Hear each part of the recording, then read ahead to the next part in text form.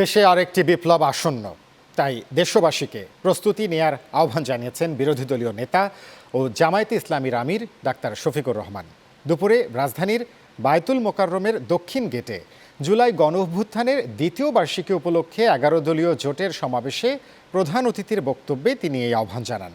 এ সময় অন্যান্যরা সরকারের বিরুদ্ধে জুলাই নিয়ে জনগণের সঙ্গে প্রতারণার অভিযোগ তোলেন। বিস্তারিত আল নোমানের প্রতিবেদনে।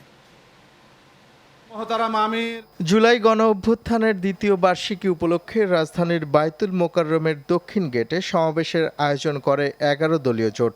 সকাল থেকেই সমাবেশ স্থলে জড়ো হন জোটের নেতাকর্মীরা। অনুষ্ঠানের জোট নেতারা অভিযোগ করেন, সরকার জুলাই নিয়ে জনগণের সঙ্গে প্রতারণা করছে।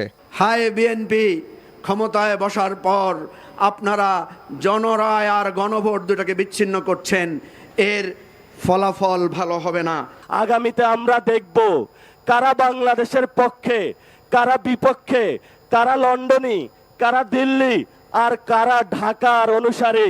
জুলাই সনদ বাস্তবায়ন না করার জন্যে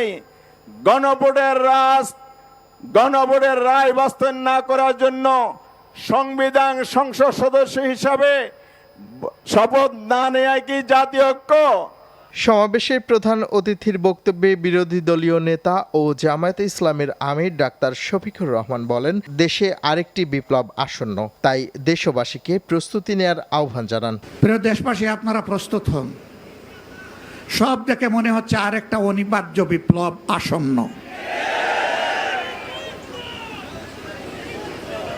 এই বিপ্লবের জন্য আমি আপনাদের সবাইকে প্রস্তুতি নিতে আহ্বান জানাচ্ছি।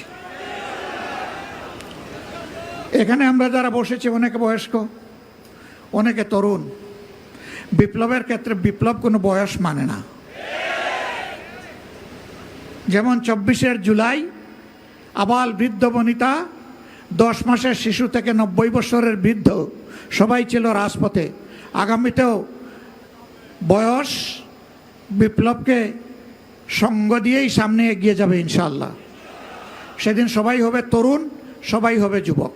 দেশের শিক্ষা প্রতিষ্ঠানের সাম্প্রতিক পরিস্থিতি নিয়ে উদ্বেগ প্রকাশ করে ডাক্তার শফিকুর রহমান বলেন, গণরুম ও গেস্ট রুমের সংস্কৃতি আবার ফিরে আসছে কিনা সেই আশঙ্কা তৈরি হয়েছে। তিনি শিক্ষার্থী, শিক্ষক ও কর্মচারীদের অন্যায়ের বিরুদ্ধে প্রতিরোধ গড়ে তোলার আহ্বান জানান। সেই গণরুম, গেস্ট রুম, সেই ফেসিবাদ আবার নতুন অ্যাপ্রন গায়ে দিয়ে চলে আসছে কিনা। আল নোমান, চ্যানেল 9, ঢাকা।